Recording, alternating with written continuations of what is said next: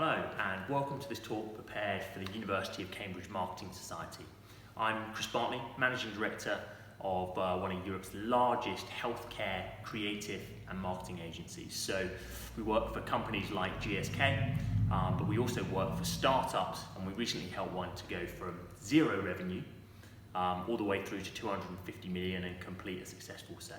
So hopefully that gives you a sense of why I'm here. But one of the key reasons is, why are you here? Why watch this talk? Why not spend the time down the pub? And the reason is that particularly those of you who will be graduating soon, lots of people out there already in the jobs marketplace will be thinking about, when I finish here, how do I change the world? How can actually we create big disruption, big change, whether that be through marketing or whether that be through something else. And the idea with this talk is to kind of give some insights and share a few things of ways, of levers we can pull with marketing that might change and disrupt things and create the kind of change that we all want to see. So we're going to look at the levers of business change. We're going to look at the marketing 4 Ps and how they can be applied, and have a look at disruption and why big companies get disrupted. How is it they allow that to happen? And finally, we're going to have a little look at some cutting edge promotion specifically and how that can transform marketplaces. So in terms of the levers of change, the 4 Ps are absolutely fundamental to marketing. So that's price, product, promotion, placement. So what do they really mean though? How can we explain them? But if you think about the brand of t-shirt, the brand of shirt that you are wearing right now, and what was the key driver of its purchase? Well, if you look at if you're wearing a Primark t-shirt, nothing wrong with that, then probably price had a large part to play in your purchase decision. Now, either because the price was simply attractive to you, or because you want to create a perception about yourself that actually you're not bought into fashion, you're not bought into paying a lot of money for t-shirts. But either way, price was probably a key driver in your purchase. If you happen to be wearing a Cambridge branded hoodie or sweatshirt, they look lovely by the way, then the chances that you bought that in Oxford are nearly nil. The chances you bought that in Surrey, where I've come from today, almost nil. The placement of that is critical to its purchase. And that's not just by students at Cambridge, that's by tourists who are in Cambridge who buy into that university vibe and buy one of these t-shirts from the local store. The placement of it is critical to its purchase. If you're wearing some beautiful Christian Dior outfit, then the chances are that it means more to you. Its promotion has created a value in your mind that is higher than the material that it is made from. And they will pay people like Charlize Theron 65 million to be a brand ambassador for Dior. An incredible sum of money. They spend billions on marketing to create that gap between the material cost of the product and what people are willing to pay. So the promotion of it has had a huge impact on your decision to purchase. So any of these 4 Ps can be the levers of change, but the one that we've missed out tends to be the one which we think of when we think about innovation, and that's products. We tend to think about product innovation, but actually any one of these 4 pillars can drive that. But let's have a little look at product. So this would be a t-shirt that would be tremendously useful for my 1- and 3-year-old sons. Keep the stains off, although I'm not quite sure how you'd wash it. But anyway, let's say we've got this product. We think about this innovation of a non-stain t-shirt. That's probably how we tend to traditionally think about things. But like I say, any of the 4 pillars can drive innovation. And let's have a look at this. So who knows who this quote is about? Never mind the person, who this quote is about.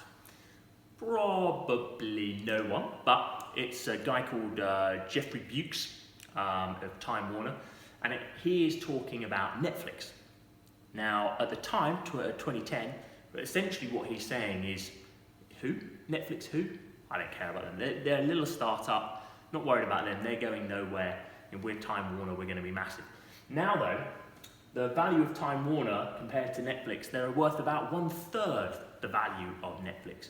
So what on earth happened there? Now this is not about product innovation. Time Warner make incredible TV shows. They make The Wire, they make Sopranos, they make Game of Thrones. They have 5 of the top 10 most watched ever TV shows. They make a great product. Now, arguably, they make a better product than Netflix. So how is it that Netflix, are creating this huge shift, that they're creating loads of value, they're getting loads of subscribers? Well, it's simple. They've changed the way that TV is consumed. They've changed the placement of their shows. So instead of you having to be in on a Wednesday night to watch your favourite episode of whatever it happens to be, you can watch TV whenever you like, wherever you like. You can watch all the shows in one hit if you really want to do it. You can watch it on a plane. It's a totally different model for the delivery of these TV shows than traditional sequential TV. So in this case, placement really drove that disruption. So again, the idea here is to see that any one of these levers can be pulled to create change in a marketplace. And a little bit later on, we're going to look specifically at promotion and how that can be used to create a big shift in a marketplace. But first, how is it that Netflix did not, or that Time Warner did not see Netflix coming, did not understand what was going to happen in their marketplace, and why right now they can't do something about it, why they can't change their model and build a platform like Netflix and succeed, given the content, the product that they have? Well, 2 reasons really. First one is predicting the future is unbelievably difficult. And the second one is that success is a trap. The structures you build as you become successful, the feedback you listen to from customers, prevent you from making change.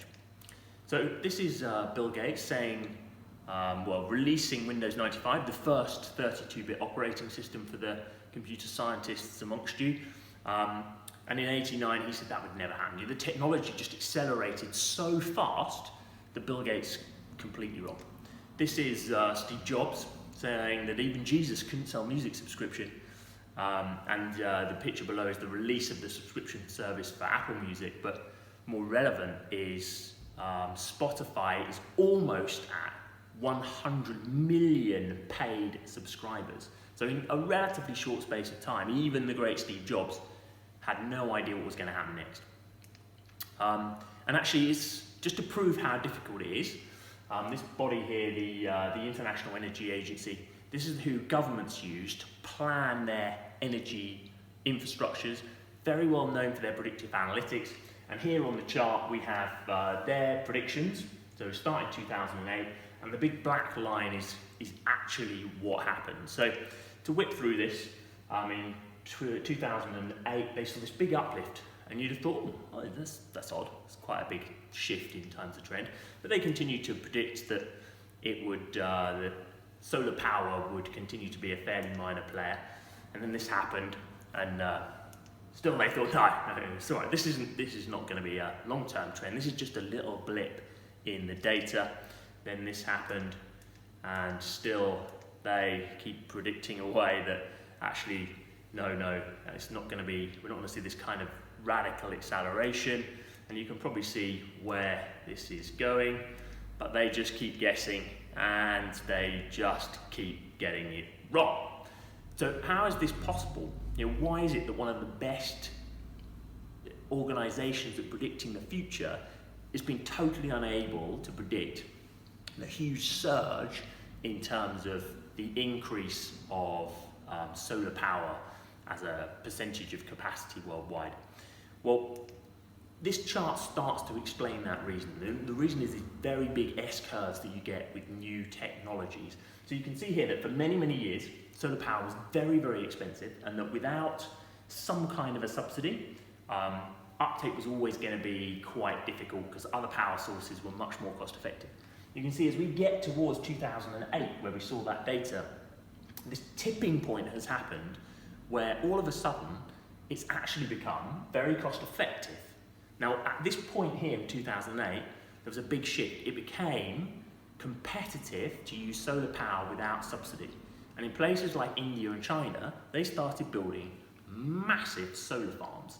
And then you start seeing this huge S-curve just going straight up vertically, very, very quickly, because it's cheaper to build solar power and to use that to increase your national capacity for solar than it is to use any other power platform. Now, if you're looking at historic data, it's very difficult to predict this. If you're looking at this chart like this, it's nice and smug with the value of hindsight, what it looks like is going to happen, and what I think will happen over the next 5 to 10 years, is continuing huge growth in solar. You look at the announcement recently in Wales of that nuclear power plant not going ahead. Well, there's a good reason why. Because solar power is, even in this country where we have tons of rain, more cost effective now than nuclear. So there's only one thing that's going to happen. The market is going to demand that we have energy at the cheapest possible price. We're going to have more solar.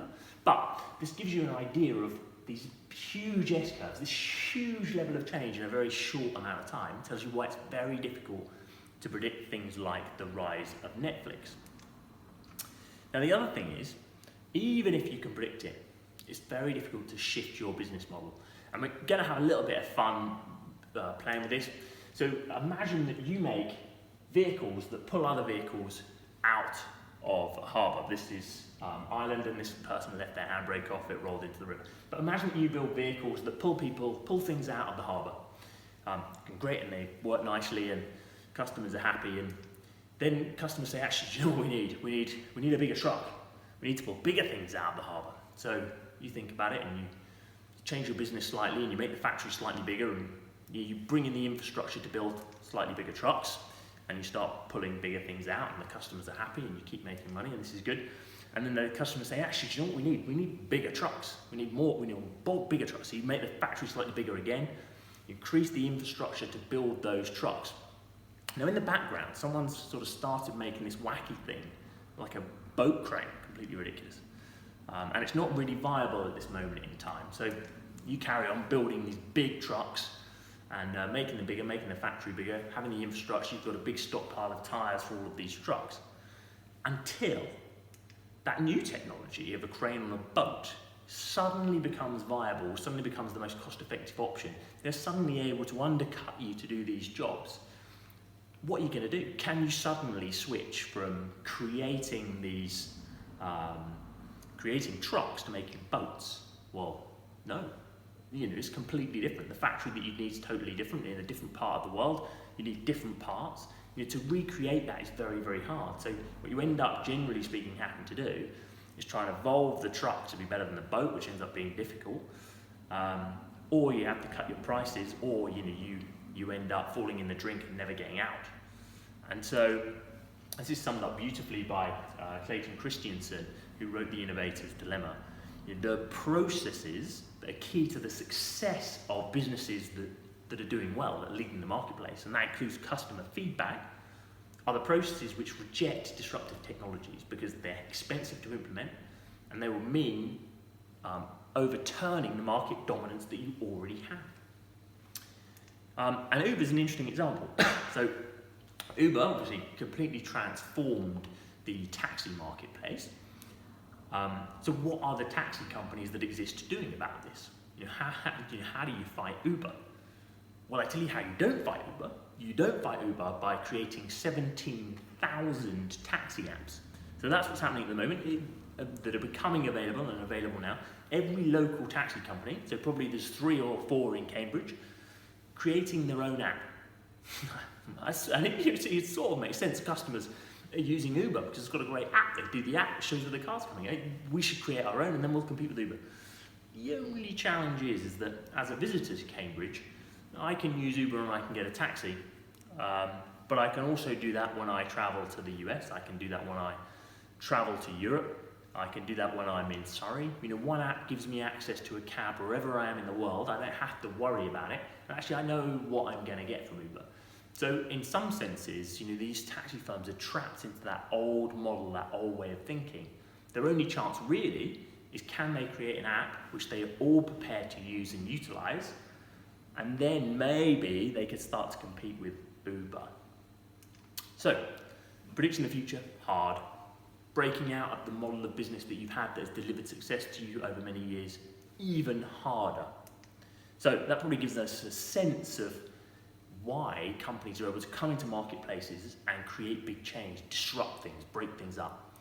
Now, what about an example of doing it, and doing it with how we think about marketing? The promotional aspect is how most of us think about marketing. So here's a very short case study about how promotion can disrupt even the most competitive marketplaces. So cosmetics.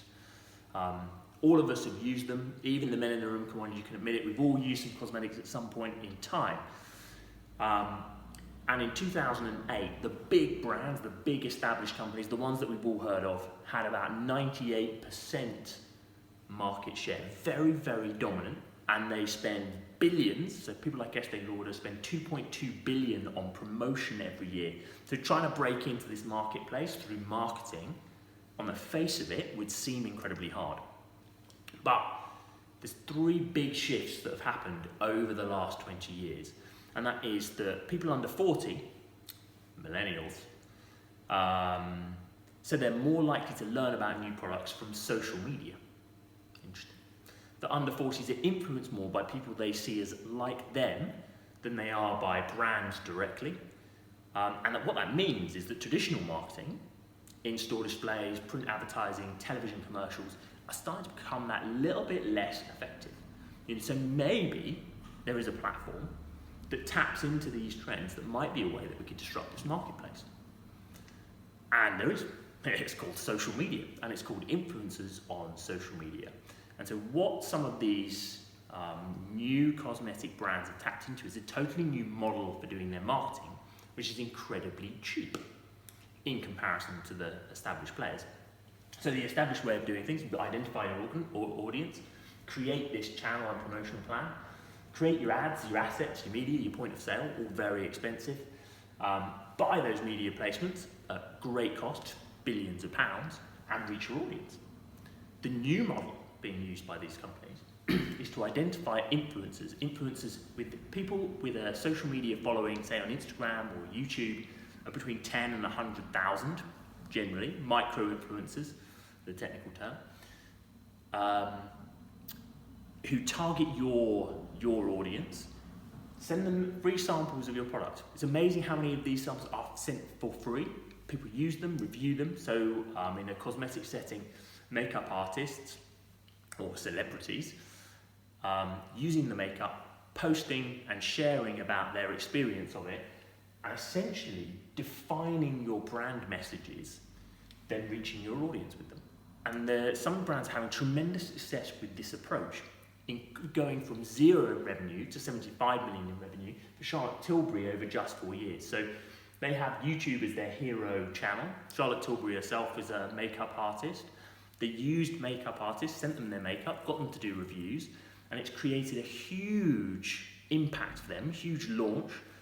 And then now they've got some VC backing, and they're now starting to move in some of the more traditional channels and ways of doing things. But they've been able to create disruption purely through sending out and sampling. Now, in some ways, this is like a really old tactic, but translated into new media, social media. And one of the consequences of this is two people I've never heard of, Kim Kardashian and Kanye West. Kim Kardashian is the most followed person on Instagram. And one of her recent tweets got 1.92 million likes. And it shows you the level of reach that people like Kim Kardashian have. Now, if you want to promote via Kim Kardashian, you can. You can pay her to endorse your product, as long as it aligns with her brand. But that will cost you. Any idea how much? $500,000 per Instagram post. So it's amazing. So this is transformed. There's a lot of people now who are professional influencers, change the world. And it changed this marketplace because in 10 years, 40% of the market had gone to these disruptors. To either the disruptors like Charlotte Tilbury, who are building a bigger brand, have a big portfolio of products, or to single product VC-backed companies. And there's been more venture capital funding into cosmetics than any other area. And that's because with basically the same products manufactured in basically the same place, with marketing, you can transform who those products are sold to. You can create big disruption. So hopefully in this relatively short talk, we've looked at marketing and the 4 Ps as levers to drive business change, levers that you can create success or that will end up and result in failure. We've looked at how disruption happens to companies, why it's really hard to predict, and why it's hard to change your structures as a business to respond to that level of disruption.